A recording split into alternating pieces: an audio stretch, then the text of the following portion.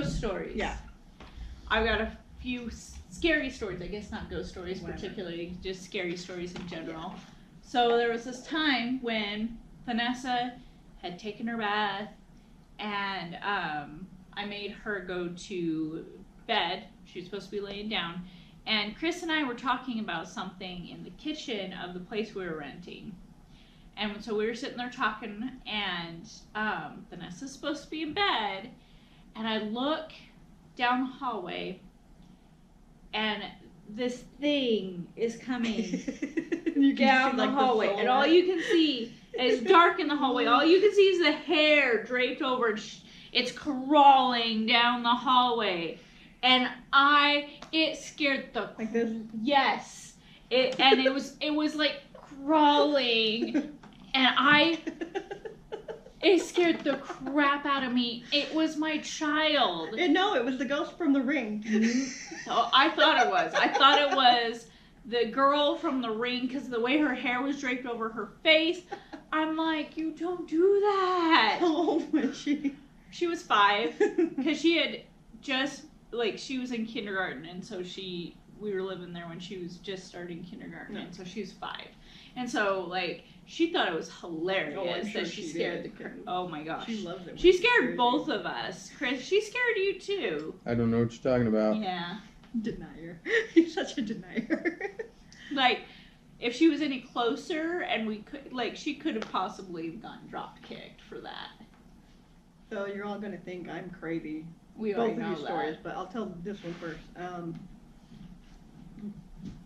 Preston's dad and Preston and I were living in an apartment in Meridian, and I was stay-at-home mom at the time, and Eric would get up and go to work at the same time every morning, and I would, wait till he left and then go back to sleep with Preston because it was like 6 in the morning or whatever. But I'd be like kind of half asleep while he was getting ready.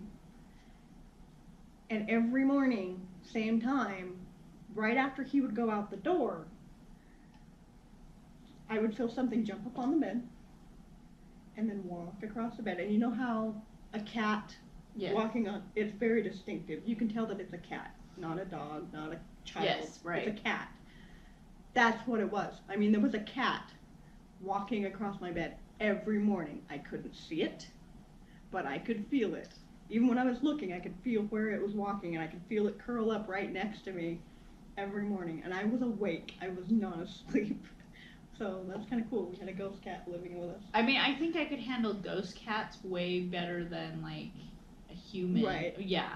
But, I just, anytime there was a random noise, like it sounded like something was getting knocked off the counter in the kitchen, I was like, oh. Have you seen Pet Sematary? No. It was not like that. It wasn't a reanimated corpse. It was a ghost cat. Whatever. So, I have a similar, like, ghost story. I own a house, and I lived there with my ex, and he would work night shifts, and I would work during the day, and so a lot of times what would happen is that he wouldn't get home until way late at night, and I would already be in bed. Well, so every night I'd be going to bed by myself, and I would hear what sounded like what I would call work boots, like the noise work boots make on wooden floors. So it sounded like clomp, clomp, clomp. And the first 2 or 3 times that it happened, I just thought it was my ex coming home and just walking through the house. But one time I heard the noise and it stopped outside my bedroom door, and it was there. Like, you could sense a person was just standing there and watching.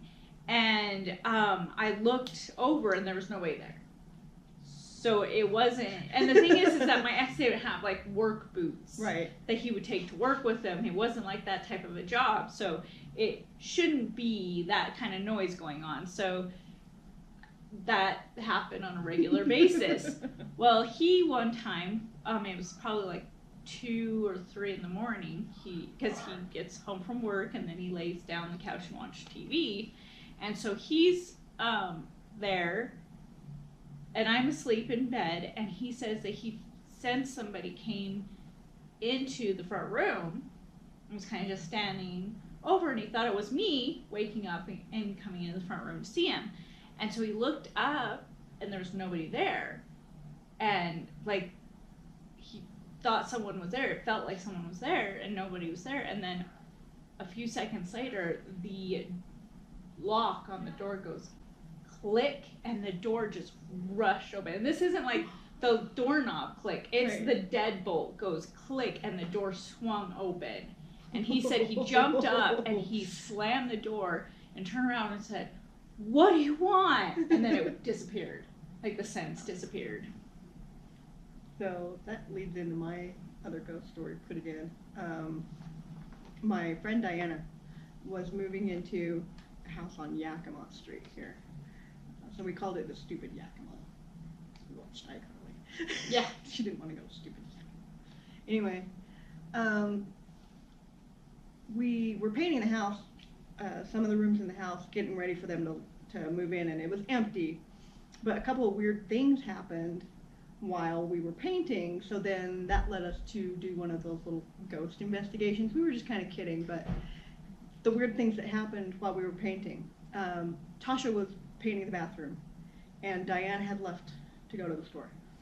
And she's in there painting the bathroom by herself, and she hears Diana and Sienna come in, and Sienna was about 4 or 5 at the time, and hears Sienna go, "Hello," and she's like, "Hey guys, I'm back here in the bathroom painting," and doesn't hear anything from them.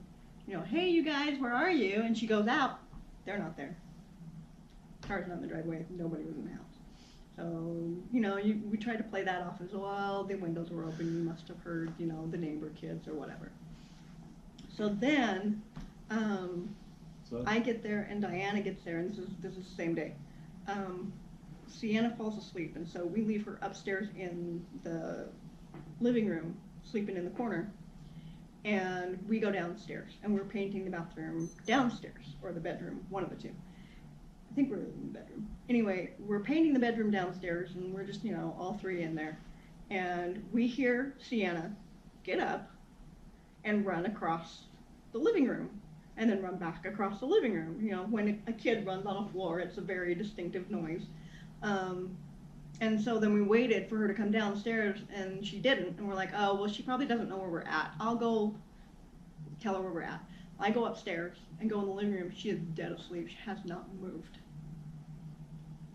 So, and it was a little kid running, not like a grown-up stomping or anything like that. It was pretty distinctive. So we're like, okay, well, let's do a ghost investigation, So we come back in the dark, a bunch of us, and we're gonna stay there overnight, and we've got recorders and flashlights and the whole deal. We're gonna be like ghost hunters or whatever.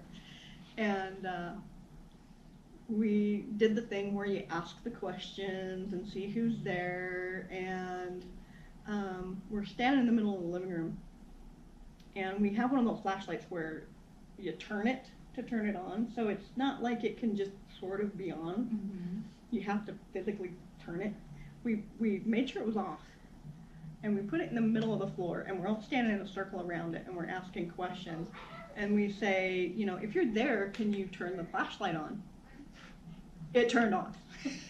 It turned on. And we're like, oh, okay, well, if you're really still there, can you turn it off? It turned off. So now Trevor's freaked out. No. Poor Trevor. And he has to stay with us the rest of the night. How old is Trevor? Oh, at this gosh. time? You didn't go with us, Preston, so... No, I was summer. young though. He was, I think, like 18, maybe. This was a while ago. Barely. This was, He was definitely still in high school. 2009, so this was 9 years ago. So he was 17? Yeah. Okay. He never went back to their house. I wouldn't either. Went back to their house. So then we decided we're still standing there, and we're kind of asking, who are you, blah, blah, blah, and we get this smell of chlorine, like a pool chlorine. Really, really strong. We don't know what that meant. At one point in time, I was down on the other end, and I was just kind of sitting there holding the recorder. I mean, I'm holding it in my hand the whole time. When we played back the recorder, you can hear scratching noises, like something scratching the microphone thing. There was nothing there. So then we go downstairs, and we are in the Winnie the Pooh room, which is going to be the kids' room, and we're asking questions and just random this and that and the other thing. I don't even remember what we were saying. We moved from that room to the bedroom, and we're getting bored at this point. We decided, let's play back this recording from the Winnie the Pooh room, so we're listening to it. Now, keep in mind, it is dark and I am deaf, and I cannot hear anything in the dark. We're listening to the recording, and we hear this whispering voice, but it is so loud that I can hear it in the dark, and I'm deaf, and it says, "Get out!" Like, get out. So that was creepy. So then, and we all heard it, and it was just clear and plain as day. And it was none of us. So then Diana's boyfriend at the time decides he's going to provoke this thing. And he starts, I mean, you don't do that, but he did it anyway. And he was saying all kinds of things and just riling up whatever this was. And, you know, this is my house. Get out of my house. If you don't like it here, too bad, because this is my house, you know. And he was like, don't let the door hit you where the good Lord split you, and all this stuff. So we play that recording back, saying all these things to provoke it, and we played that back, and we heard plain as day, get out, go upstairs. So whatever it was, it wanted to stay in the basement. And then I guess they had some other things happen while they still lived there, like people doing their hair, getting pulled and stuff like that, and they had some people come in and do like cleansing of the house and stuff. I don't know if it ever worked. I don't think it did. Yeah, I think my house, after we did the full remodel, and then I did some work upstairs, it stopped. It stopped, yeah. Usually that's when it starts. It's when you remodel. Yeah. Yeah, no, it stopped. My assumption is whatever was there decided it wasn't home anymore. I don't like what you're doing to my house. I'm leaving. I'm taking my ball and going somewhere else. Something like that. Well, those are our ghost stories, or our stories of scare. I hope you guys have a happy Halloween. Thanks for watching. Like, comment, and subscribe. See you next time.